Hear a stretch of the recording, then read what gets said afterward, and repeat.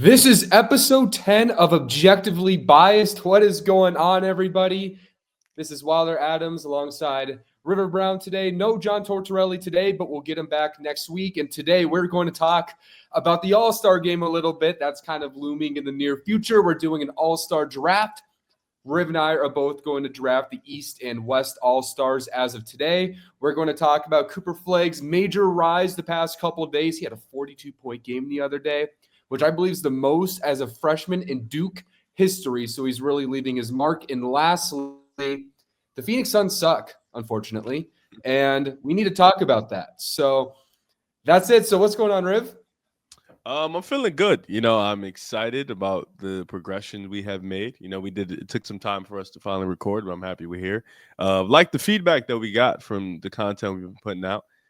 New year, hope to see some continued growth. Football is great. My Eagles won today. Defensively, we were just a menace. Has some work offensively. We'll probably see Minnesota soon. So I'm excited about that matchup. And of course, I know you saw it last night, but I'm gonna bring it up. What's always funny is when Minnesota and Memphis, they match up. You always find yourself seeing Ja hit a game winner. It just always seems to happen where you can call 12 and 12 and answer the phone. Had a shitty night. Both stars played like absolute shit. And, in the clutch, you just saw 12 show up. So I was excited about that. But other than that, I'm happy to talk about the All-Star game. This might sound like a very irrelevant question, but I promise it connects. You watched Phineas and Ferb growing up, right? Of course. What is the so Perry the Platypus, and who was the evil guy? What was his name again? Doofenshmirtz. Something like that. Doofenshmirtz. Something like that. The Timberwolves and Grizzlies kind of remind me of those two because in those episodes when they weren't enemies and they were like torn apart, Minnesota last year was always like, man, we miss Memphis in that environment. It was like they hated each other, but they liked the competition. And yesterday, even though Minnesota lost, that felt like classic Anthony Edwards versus Ja Morant, even though both kind of sucked overall. And the energy was back. So that was pretty good. And dude, Minnesota, we can't close games. It's the little detail stuff that really, really hurt Julius Randle and Anthony Edwards. I mean, Julius Randle went full Kendrick Perkins dribbling video at the end of the game with those isolations. It kept losing it. I was like, I wanted to Randle. Like, I was not happy. But, we have a long way to go, but Dante's all the way back. So, we're chilling. And I'm in Phoenix right now, and obviously prayers out to California and the fires that are happening there right now. But, of course, it was a little unexpected that the Vikings would be playing a playoff game in Arizona. So my family, we got tickets now. So we're going to the game tomorrow. Yeah, man. And I have dude, I'm so excited. And I felt so bad because I have an internship with the Cardinals that I just finished and I loved it. And they called me and asked if I wanted to work that game. And I was like, we already got tickets. So that was somewhat too bad. But yeah. I would have been like the worst colleague.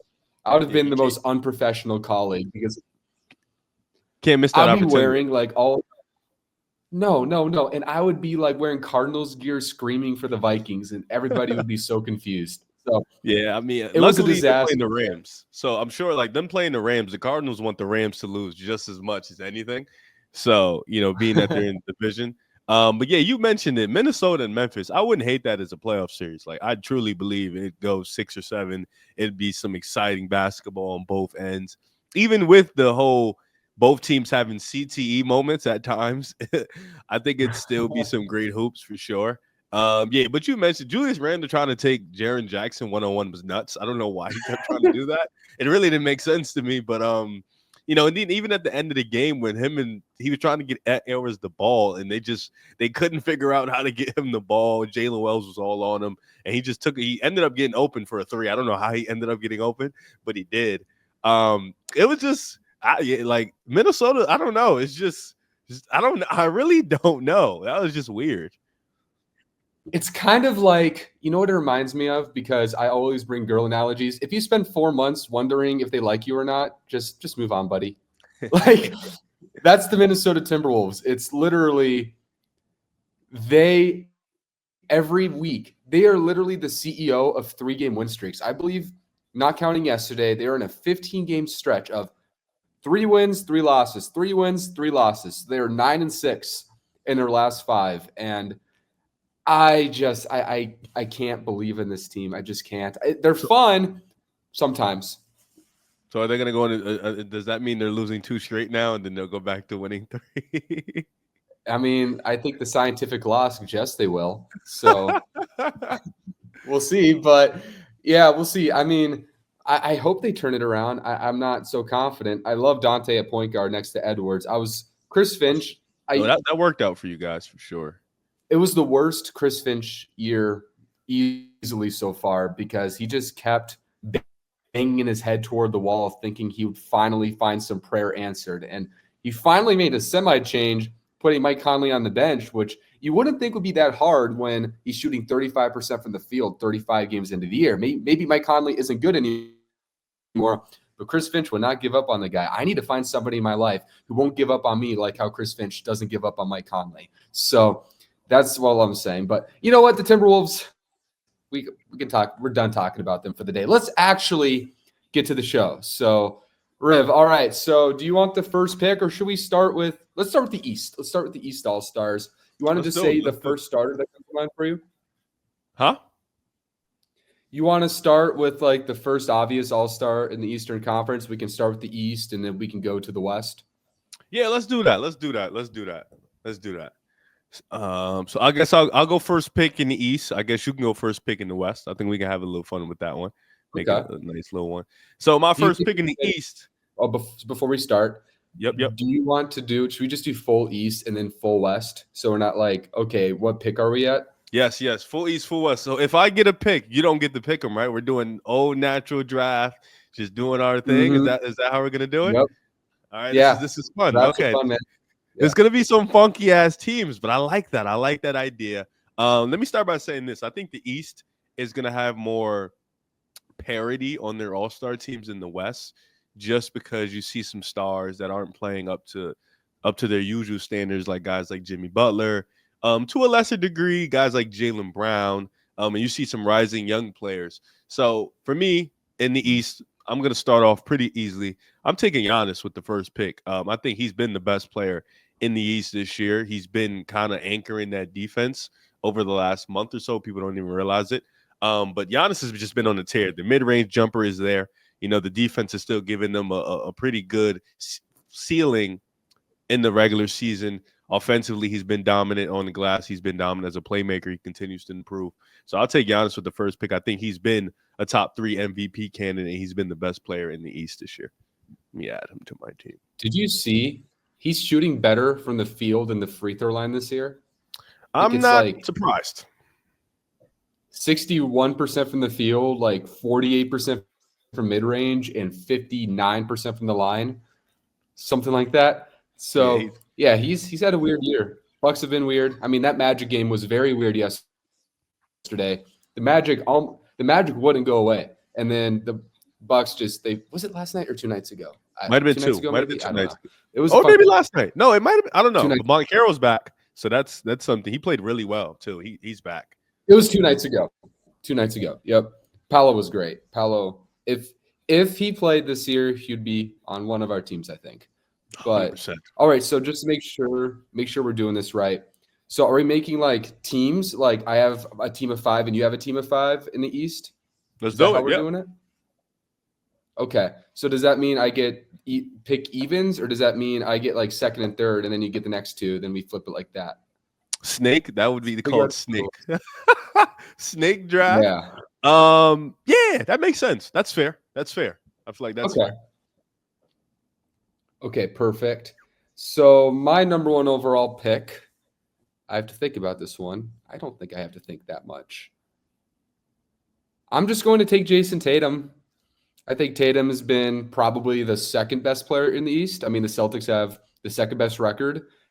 They've been kind of struggling lately, not for Celtic standards. They a little cool, not the way Cleveland or Oklahoma City are playing right now. But he's had one of his most complete seasons. His jump shot's back. I mean, his playmaking, his defense. I mean, he's kind of having I would say like an OKC peak Paul George type season right now, and he's just been excellent. And I think he's probably he has a case. He's averaged 30 before, but you can make a case he's had his most impactful season of his career so far. So Tatum will be my number one pick. And my number two pick. So I'm making a team that's trying to win, and uh, Joel Embiid is all injuries and attitude, so I can't pick him. And he's not played. He's not playing like really well at all this year. So No, he's been really up and down. It's one of those things like if you're basing it on this season, I would take Cat just the way he's playing, but I don't actually believe Cat's that high, if that makes sense. he might be a starter in the All-Star game. I think he's going to start. Yeah, which is something you gotta pay attention to. Yeah, he deserves it too. I mean, this is hard. I'm having a tough time. The East is not as good as the West. My team is going to be primarily based on who I think deserves to be on this team, man. Like that's how I'm moving with it. Oh, so we're not doing like the who would hypothetically win. Nah, it's just who deserves this, man. I'll give Cat credit. I'll take him. I'll take Cat. You know what? I'm Cat's not turning into a hater. Cat's probably been a top 4 player in the East. Probably. Give or take. 30 and 18 today as we're recording on a Sunday, January 12th. He dropped 30 and 18 today. He's shooting 55, 45 from 3, 25 and 14. I mean, he's been probably top 3 in the East this year. Yeah, I think comfortably you have Giannis, then you have Tatum, then slotting at 3. I mean, Cat's probably there. He's been the best player in his team this year, you know? So, yeah, he's offensively, he's just been a machine. So, and on the glass, he's been pretty dominant. So it's me. So I go twice. Sweet. Do I go twice? I do go twice. I think so, yeah. This one is tricky for me because I feel like after this, it kind of gets dark. You would think the next guys up are the Jaylen Browns of the world, the Donovan Mitchells of the world. But Donovan Mitchell, I feel like he's not having a last year season because he doesn't need to, not because he can't. I think because, his team, the Big Four, have been playing at an all-time high.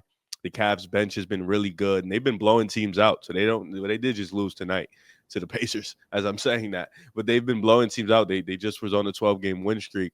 So I'm going to give some love to 2 young guys. I'm going to go with Cade Cunningham. That's who I'm going to grab for sure. I think, listen, man, he just coming off another triple-double. The Detroit Pistons are over 500, guys. This is not a joke. This is not something that's made up. The Detroit Pistons are finally, I think for the first time in like 5-6 years, they're over 500. And it's honestly a shock because if you look at their roster on paper, it's not the most talented group. But granted, lucky that they play in the East. Also, at the same time, Cade has been, the primary head of the ship, and he's been doing his thing. So I'll go Cade for my second pick.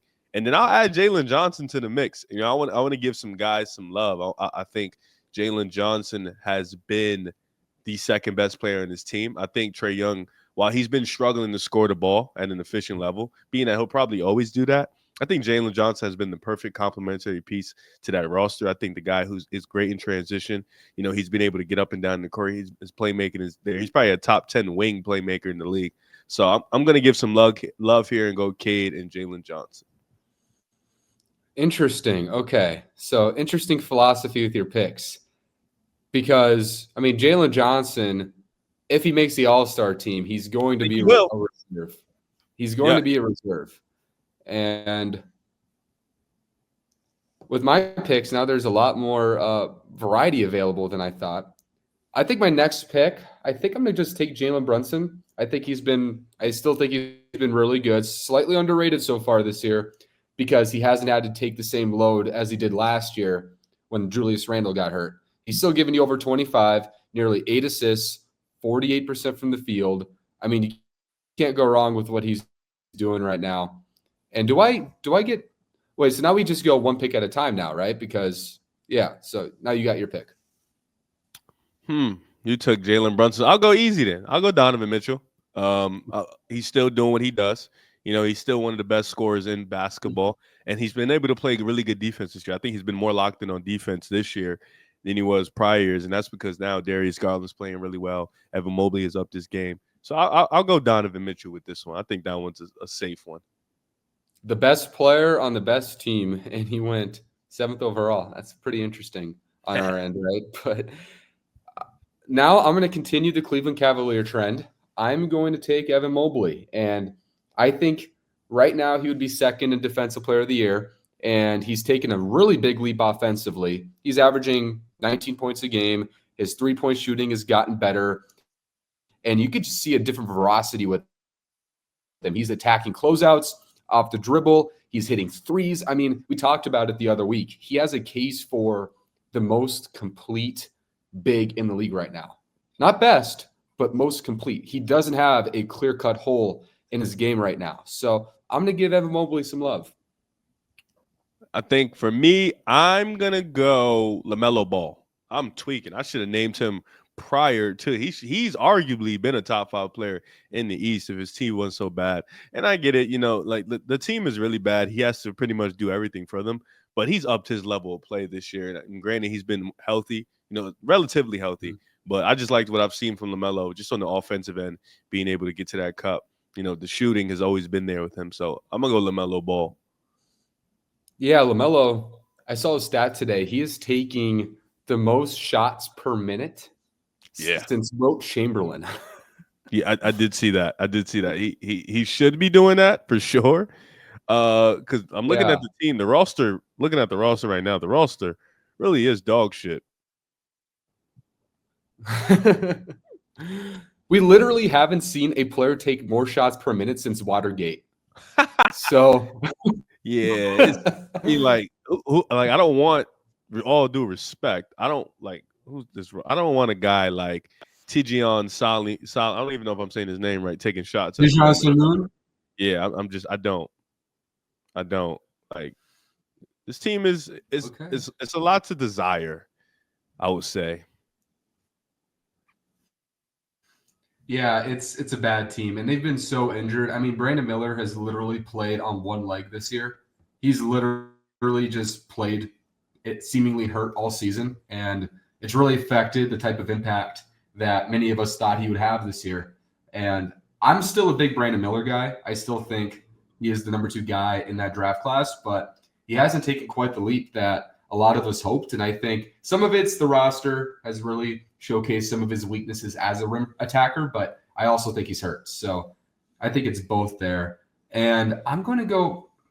So we're making basketball teams, right? We're like making all-star basketball teams right now, right? So can't hear you. Can't hear you.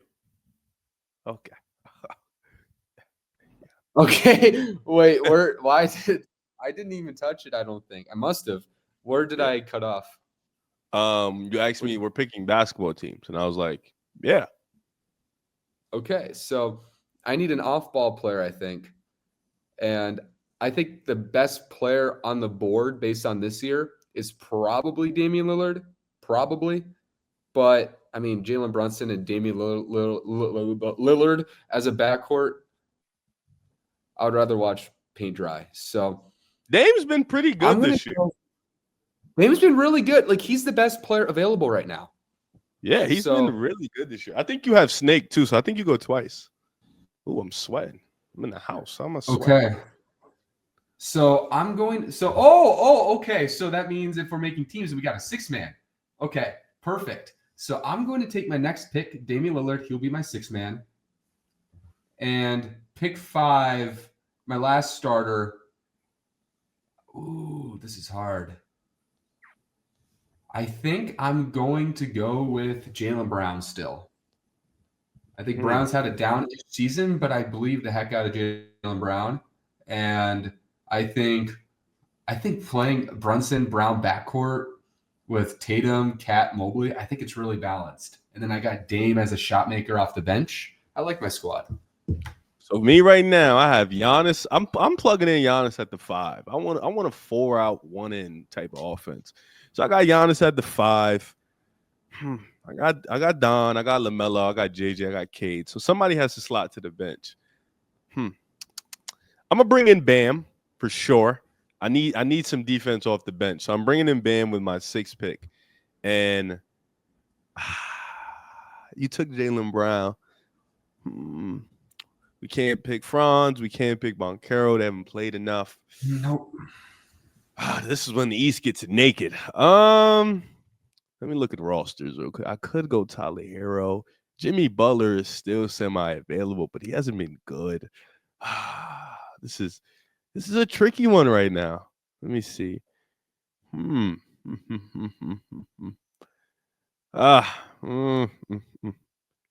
took Evan Mobley. All right. I'm going to go with Bam Adebayo for my 6th pick, and then Pascal Siakam with my 7th. That's what I'm going to do. I'm going to build out some versatility, bring in some defensive guys to balance out my guard play. My team, I'm not feeling my team, and then I'm feeling my team. Okay, I like my team. We're good. So Bam and Pascal are my next 2 picks. So how many players are on each team? Right now I have 7. How many do you have? I have 6 because the All-Star is like 12 each, right? We could just do 10. So picking 20 players in the East, man. Oh gosh. No, 10. Oh, 10 total. I'm so confused. Like 10 total between both of us? You're saying stop at – I said we can stop at 7 right now. That's 14. Okay. Let's stop at 7 because that makes room for 2 reserves. So, okay, final pick. So you got Siakam and you got Bam. I love my team. You can have both. So you need one more. Who's your team? Tell me your team real quick. What's your team look like? So I got Brunson at point, Brown at shooting guard, Tatum at small forward, Cat at power forward, and Mobley at center. That's a nice team. And then I got Dame as 6th man. Okay. I like the balance. I like the balance of it. And then last pick, you know what? I'm gonna go for severe shot making. Give me Zach LaVine, man. He's cooking in 2025. Give me Zach. Zach LaVine is. I fucking forgot his name. God damn it! I would have took Zach over. I don't know. I probably would have took Zach over. Damn, I actually don't know who I would have took Zach over. He's been so good lately, and I stand by my take 100%. You replace Zach LaVine with Jamal Murray, which you can't financially do, but if you could, you would if you were Denver.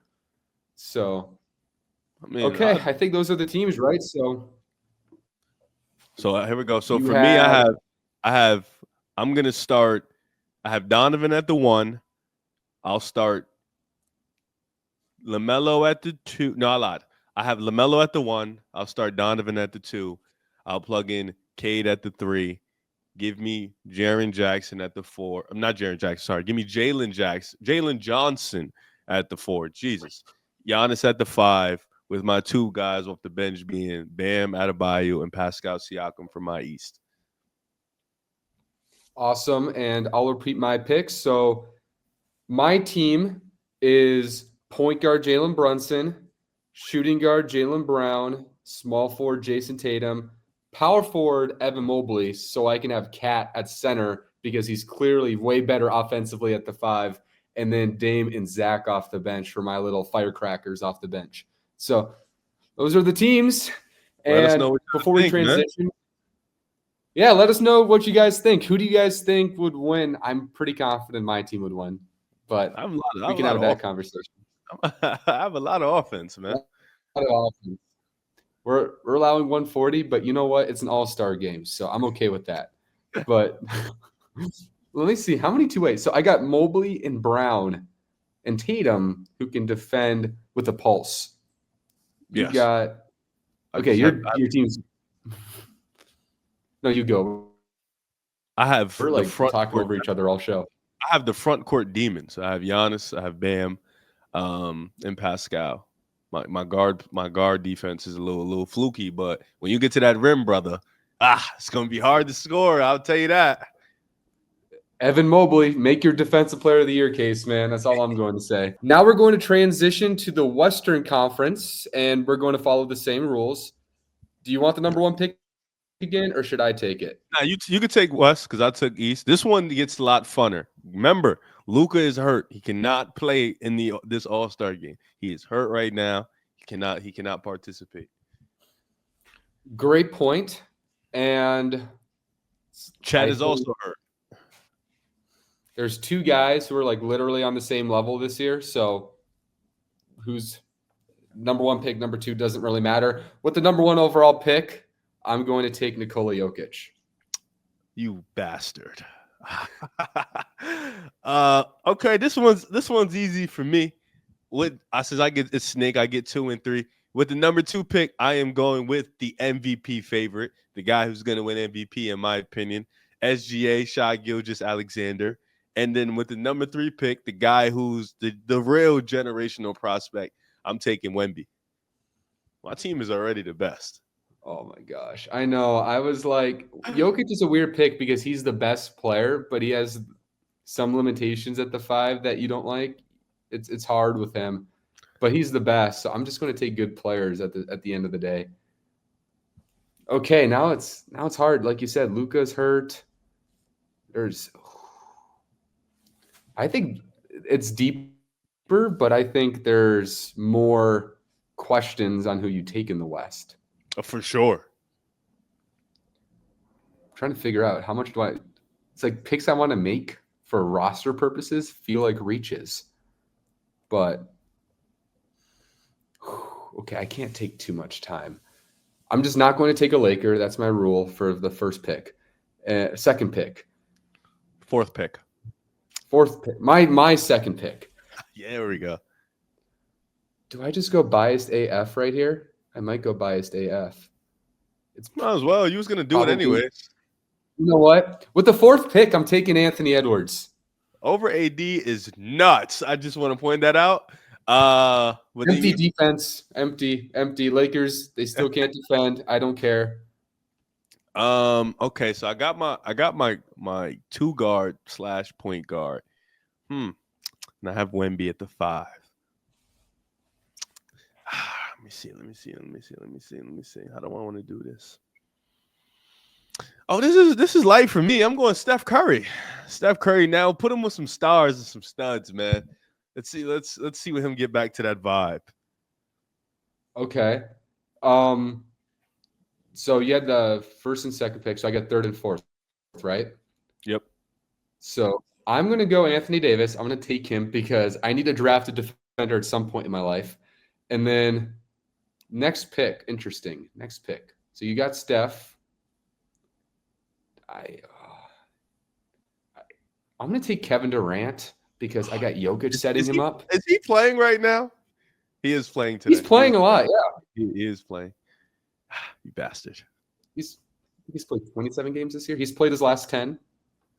Valid. I had to just double check that. Yeah. Okay, what's your pick? It's my pick. Okay. Yep. You took KD. That's brutal. I'm trying to think of wings. Kawhi did just come back, but he's currently helping his family in Los Angeles, so I cannot pick him. He has other things to worry about. Shout out to him. Hope his family is great. Getting a wing is tough here. Oh, what? Give me LeBron. What am I doing here? Give me LeBron. I was thinking like there's an obvious wing. Now the wings aren't very obvious. Yeah, and now this might sound funny. Like I think the point guard position is a little weaker out west than people think. When you can't take a Luka Doncic on the board. There's some guys. So, you're missing some guys. Man. There's one guy I'm going to take, and it's your buddy. I'm taking Ja Morant. Oh, you bastard. I was going to take him on my bench. That's a valid pick, though. You need a facilitator, man. You don't have one. I got Jokic. Yeah, that's fair, but you need another one. I got two nasty playmakers. Okay, here we go. So then me, I have SGA, I have Steph, I have Braun, I have Victor. I'm thinking of the West. I don't really need nobody on the Kings. I don't need just take Norman Powell, okay? Just take Norman Powell and let's move on. I'm gonna go with Devin Booker. I'm gonna go Devin Booker. I'm bringing him off my bench though. I'm bringing Devin Booker. Okay. because he's very much what he showed me in the Olympics is if he's playing with some stars, he'll fit into any role. So I'm bringing Devin Booker off my bench. That's a great point. Also, your audio went full Darth Vader right there. Oh, Jesus but Christ. We're okay. We're back. Pick 6. Now I got to like round out like players who can kind of connect to good teams, right? So this is hard. I'm taking your guy again. I'm taking Jared Jackson. I need defense. I was so waiting for him. I was about to pick him just now. You're a sellout, bro. You're such a sellout. You don't even like the Grizzlies, man. Building a team, man. I'm here to win. I'll sell my soul to win. You have a good ass team. Damn it. All right, let me think. Lakers, no. I don't need Sabonis, man. I really don't. I don't need Sengun. Let me look at the West standings. That's what's killing me right now. I need a wing. I don't have a wing. And that's a problem. I don't have a wing. Let's look at the West.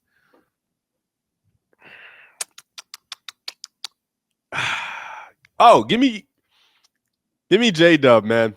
J-Dub's going to be my starter. J-Dub. I was waiting for him too. Defensively, he's a dog. Give me J-Dub. He's so versatile. I love that pick. I was going to take him with my next pick, like praying you were taking like Sabonis or Fox or something. You should have taken J-Dub. I'd have taken Jaren. We'd have both been happy. Jaren's better. So that's a fact. You're right. You're right. I'll take Jaren. In my last pick, now this is interesting. I'm going to take De'Aaron Fox. I'll take De'Aaron Fox because I think he's the best player available. I honestly have done this so lazily. I haven't checked the board. Just that's what my soul is telling me right now. It's him or Kyrie. Him or okay. No, Kyrie's not playing. Kyrie's not playing. You're right. He's not playing. I'm sticking with De'Aaron Fox. Yeah, I'm looking at it. Yeah, it's literally just him or Fox or Harden. You can take Harden. I don't want him. I was telling you, I don't need either. I was telling you that.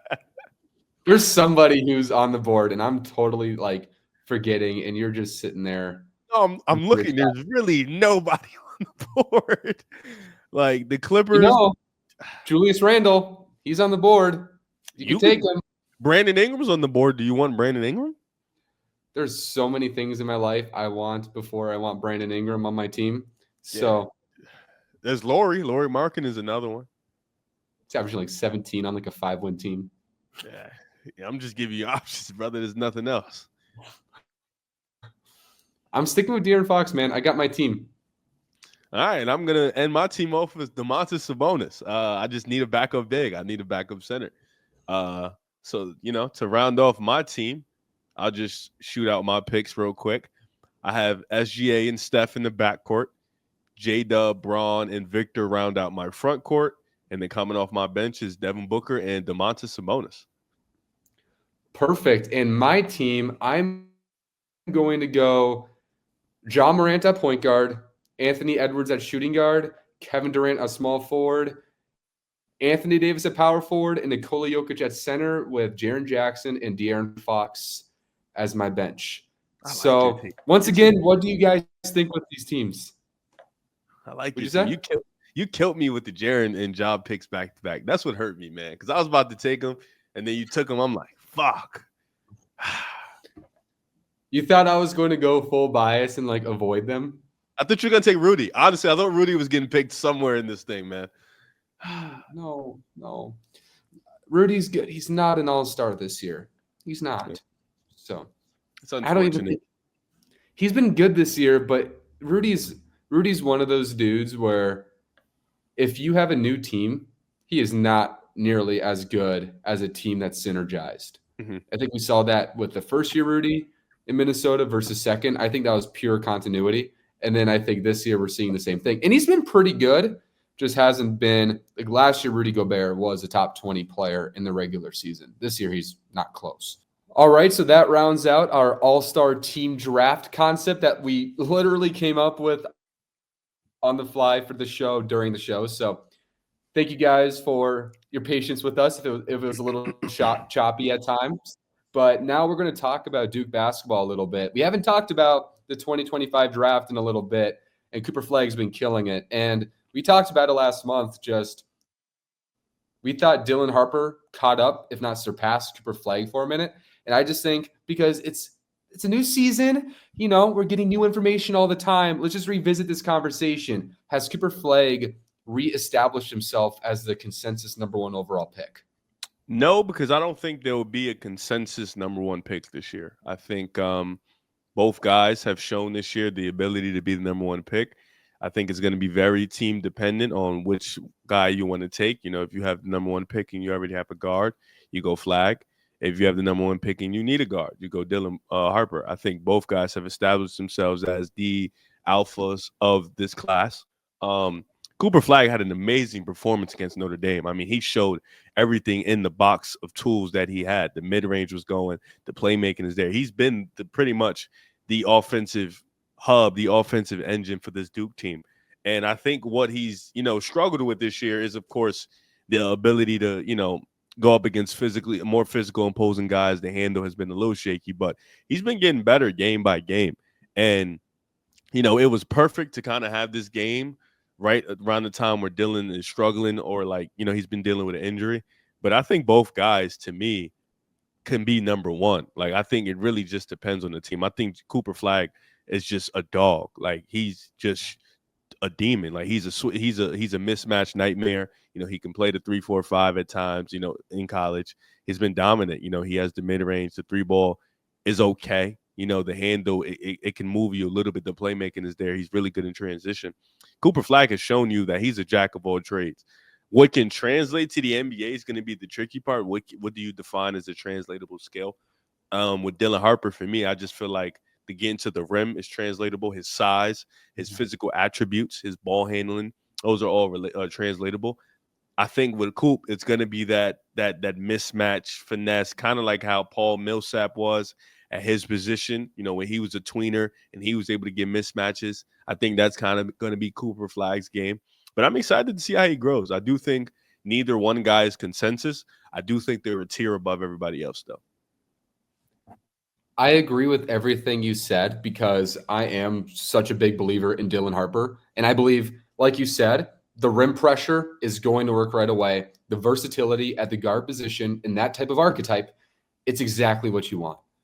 But Cooper Flagg has reestablished himself as the clear-cut number one overall pick, not because I view him as way above Dylan Harper. I just think that's going to be like the media consensus, kind of like 2019 with Zion Williamson and Ja Morant, because Zion was the guy in that draft, but there was a world where people are like, maybe Ja could be better if, he becomes the best passer and the best rim attacker in the league. And in a lot of ways, Ja Morant has been the better pro than Zion Williamson. And I can see Dylan Harper doing the same thing. But I'm going to make a Twitter reference here. There are only 5 freshmen ever who've had a box plus minus over 14. Zion Williamson, Anthony Davis, Kevin Love, Chet Holmgren, and Michael Beasley. Obviously, Polar Bear in Texas with Michael Beasley. But Cooper Flagg has a box plus minus of 14.3, the highest assist percentage, lowest turnover percentage, and is the youngest of that group. Shout out Free Wave 3. I hope that stat's correct. But he's been unbelievable. In these last 4 games, we've talked about what's he going to be elite at in the NBA. He's going to be an elite defender, one of the best young defenders in the league. He is Duke's best defender, leads the team in points, rebounds, assists, blocks, and steals. And his last 5 games is shooting 62 true shooting. He shot 16 for 17 on the line against Notre Dame. He is nailing his threes. And if the offense is what's supposedly behind, but when he compares offensive production to a Paolo Banchero or a Jason Tatum or a Brandon Ingram, other really high-level Duke wings, he's averaging more points per game than all of them at the same program, and he's younger than all of them. So if that's his offensive weakness, everybody's going to take him number one overall every single time because you're taking a defensive prodigy who's theoretically more of a project on offense, but he's still as productive as the highest level offensive prospects in recent Duke history among draftees. So I think as good as Dylan Harper is and somebody who I'll still consider in the race for number one. I don't think he's going to get a fair shot if Cooper Flagg continues to play this way. Yeah, I don't necessarily hate it. A fun fact, I had John Morant in 2019 over Zion Williamson, and I also had Amen Thompson over Scoot Henderson. Fun fact. Something about these athletic demons, I just know a thing or two about them as guards. I was a big advocate for John Morant over Zion. I just thought because I watched him his freshman year at Murray State when he was a freshman. Then the sophomore year moved the shit out of me. But with Dillon and Flagg, man, it's tough because I agree with you. I do think the media, him playing at Duke, the kind of the Lakers of college basketball, would you would say, or like the New York of college basketball, just Duke being that prominent blue blood, the mecca of college basketball. Him playing there, he's gonna get all the exposure, all the spotlight, and he was already getting that before Duke. Excuse me, and then him being that young, it really sets him apart. I just think people don't want to they want to crown him fast, and I love Cooper Flagg. I think he's a great player, and I agree with you. I do think Dylan Harper is probably not going to get his due diligence in this conversation, but he deserves every right to be in that spot for number one just because of the fact that he has something he can bank on. I think with Cooper Flagg is a mixture of things, but I think for Dylan, there's one thing we know that's going to be elite, and that's that ability to get to the rim, that's physical, dominating size, that's 6'4", 6'5", But I think what Cooper Flagg showed you is he may not have a transcendent elite skill, but he has so many things to his game that can open up a lot of offenses and can open up a lot of defense. I think he can arguably be a top 5 defender in the world, like in year 2. That's how good I think the defense is going to be. But that performance, I think he had a 96% true shooting. That shit was honestly ridiculous. That performance was incredible, and they needed it. So it was a big game. Listen, people are going to look at Notre Dame's record and say, oh, they're not that good. Listen, one thing about college is conference games are no joke, regardless of the record, regardless of who you play. I watch college. I know how it gets. They rivalries in college are legit. They're real. Conference games are no joke, regardless of the record. So that's a tough game that they had to endure and they had to go through, and Cooper Flagg put the team on his back. And you also add the fact that Dylan Harper played against Notre Dame in Las Vegas earlier in the year, and he was fantastic. I think he had like 37. So now we've seen both of these top prospects against that program. Harper was great. I think he had 37, 8 and 7, and then Cooper Flagg. It's crazy. And Cooper Flagg had 42 on 14 shots. I mean, both of them are making a great case for number one. And I think you and I are on the same page in terms of probably the same tier. And I'm not finalized with who I would have number one right now.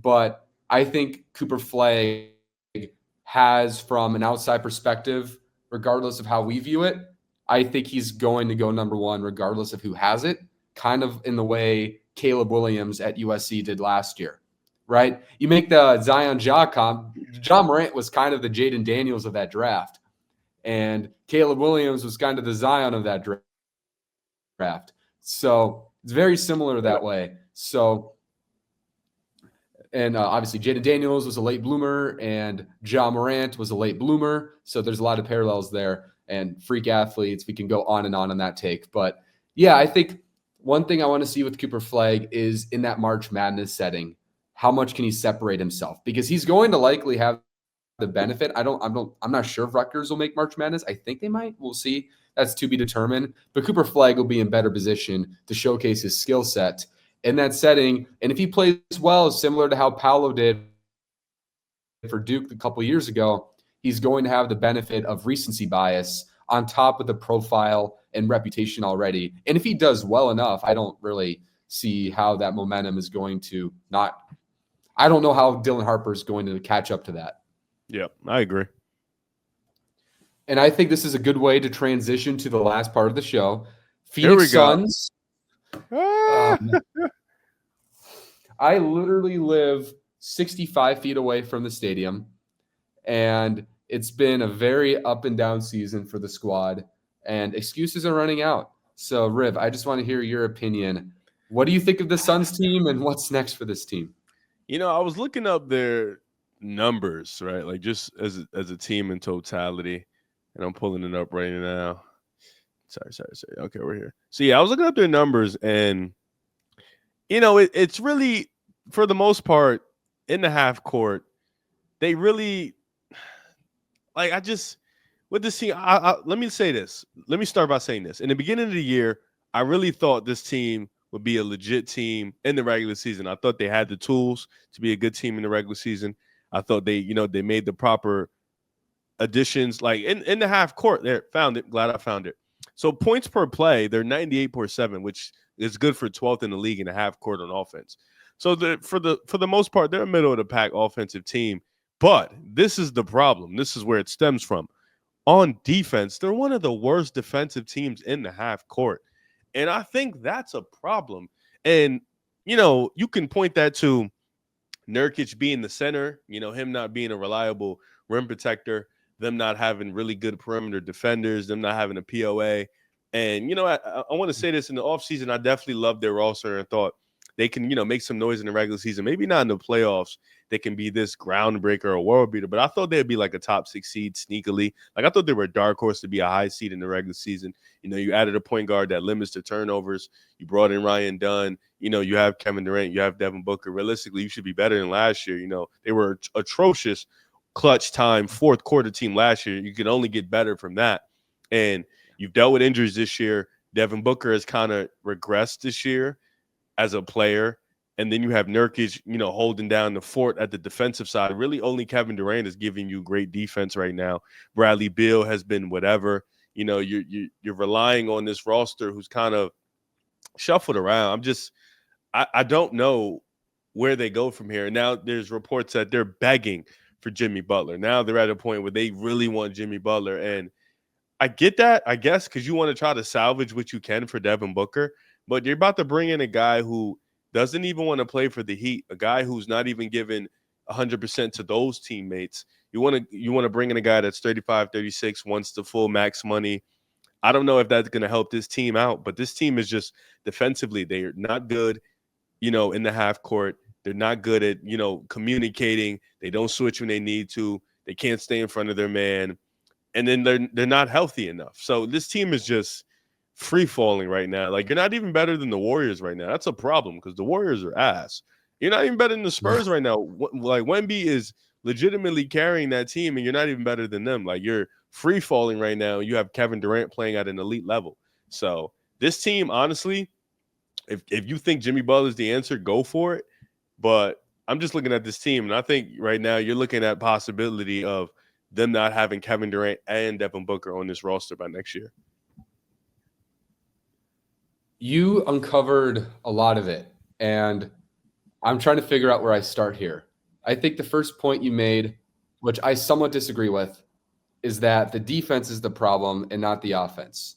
And I would slightly rebuttal and say, we knew the defense was never going to be good with the Suns.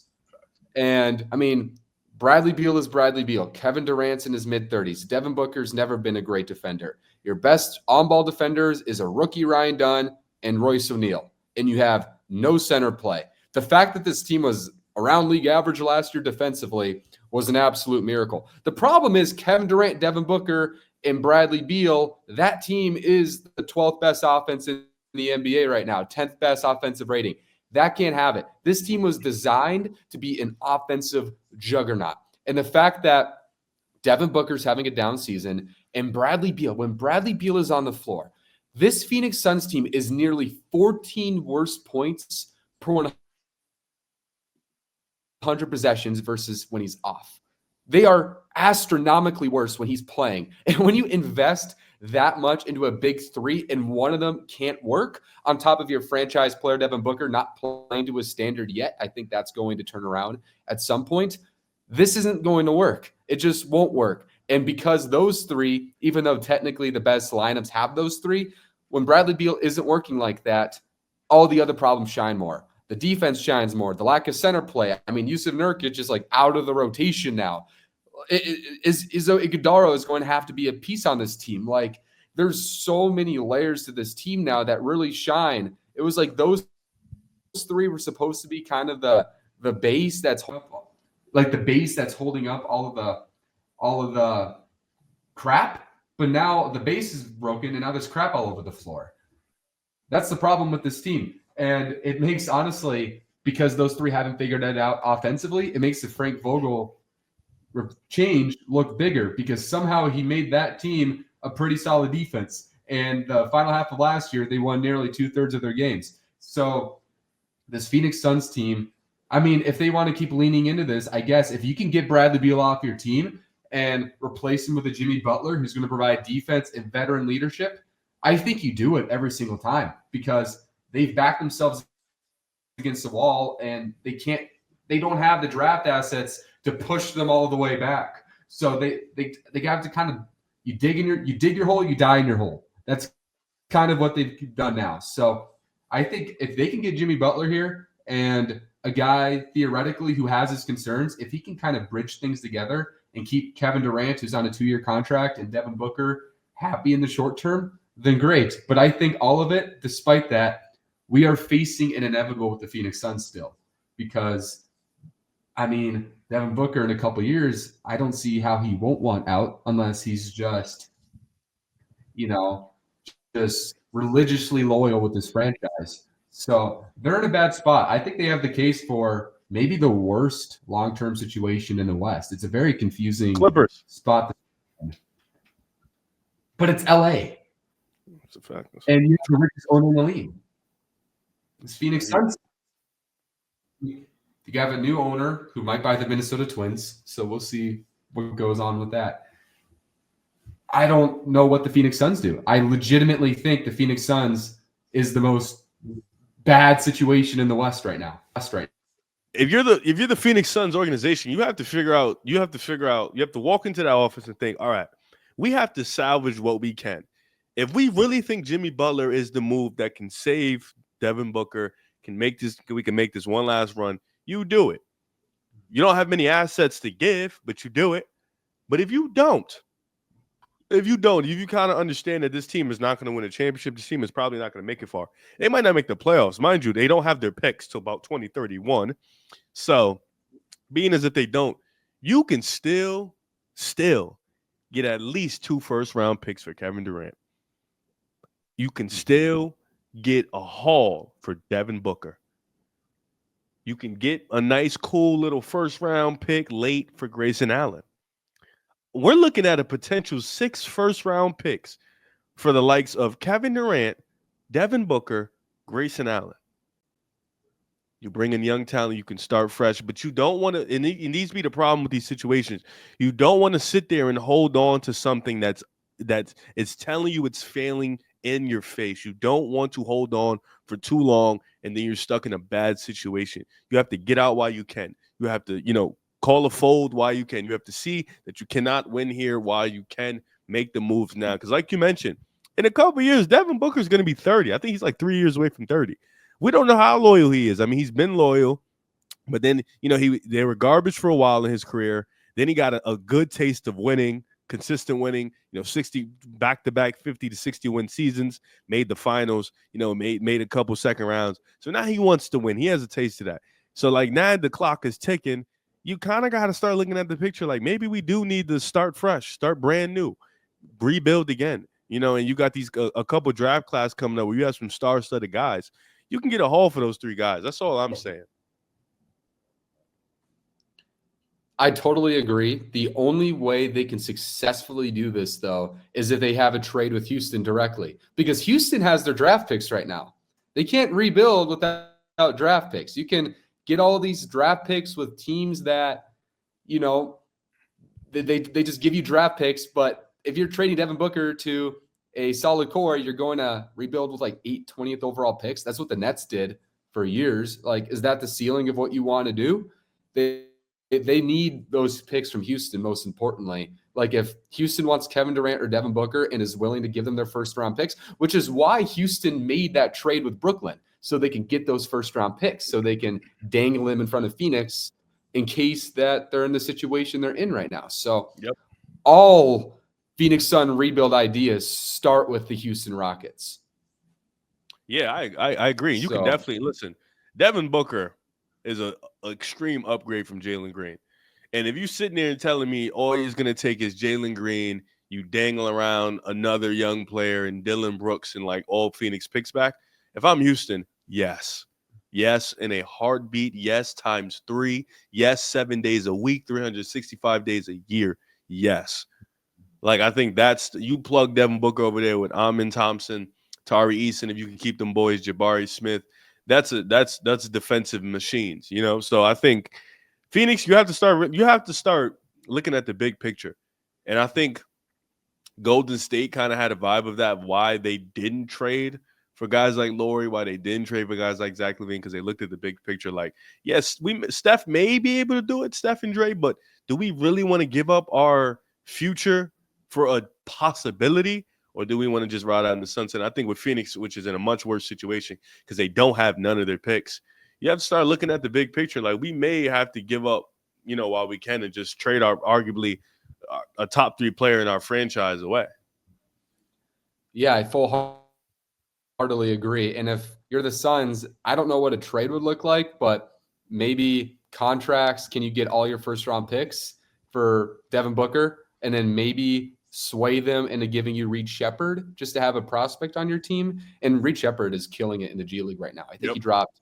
I think he had 49 the other day, and then today he had like 24 points, 9 assists, and 1 turnover. So he's an NBA player. He's not a bust number 3 pick. He's an NBA player.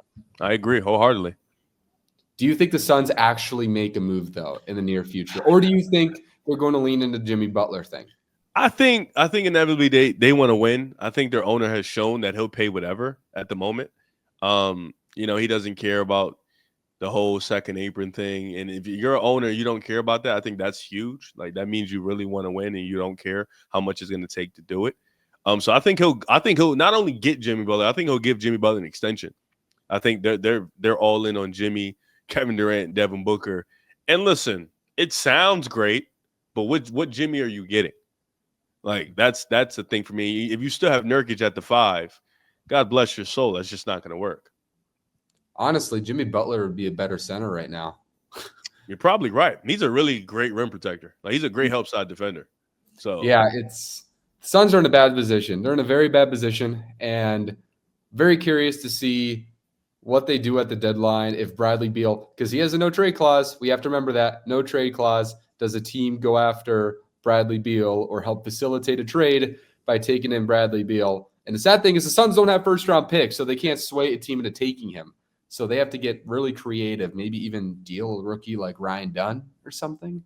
So, yeah, I'm not sure what they can do. Like I said, if you don't start with Houston, you might as well just die in your own hole. Yep. And then in a couple years, you still trade a lot for Devin Booker. So I agree with you, though, the idea of trading and rebuilding, if they can successfully execute that, that would be the objectively right decision, but I don't think they will. And I think that's the end of the show. What do you think, Riv? Yep. Little cool one to get to help them out. I think we should probably try to get a mock draft going through the middle of the week with John.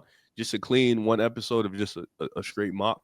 But everybody's busy, so we'll see how the schedule is looking, you know, try to get some more content out for the people. Heck yeah. Once again, you mentioned it in the beginning of the show. We thank you so much for the support lately. We love, the 2021 draft we did the other week was super fantastic. And we're just going to do a lot of draft stuff because I think everybody likes it. It's super fun. And yeah, like you said, we'll see John in the near future. We'll figure it out. And you know what? I hope the Vikings are in the playoffs, divisional round, by the time our next episode happens. Vikings Eagles, man. I'm excited for it. I want it to happen. Let's not repeat 2018 though. Let's not repeat. You guys are coming to Philly again, man. It's dark, but you guys have a better team now. Much better team than you had before. Sam Darnold, I don't know what to expect. Like, he is like my glorious king, but also that Detroit game really that hurt. But it's one game. We saw Jordan Love freaking stink it again today. So if he can stink it up. Our defense is pretty disgusting. You know how many players we were hitting their players, they were getting hurt. Like, it was kind of crazy. Like, I felt like we were coming with a different type of intensity today. Like, we're really geared up. So good luck, Minnesota. That first Jordan Love playoff game, by the way, might save his legacy for a few years because in big games outside of that one game, he's been atrocious. Yeah. So that's going to be a very interesting to monitor. But yeah, that does it for episode 10 of Objectively Biased. We super thank everybody for watching. And it's been 2 weeks since our last episode. So we're hoping that we can get another episode with John out in less than a week to mathematically balance it out. So thank you guys again so much, and we'll see you next week.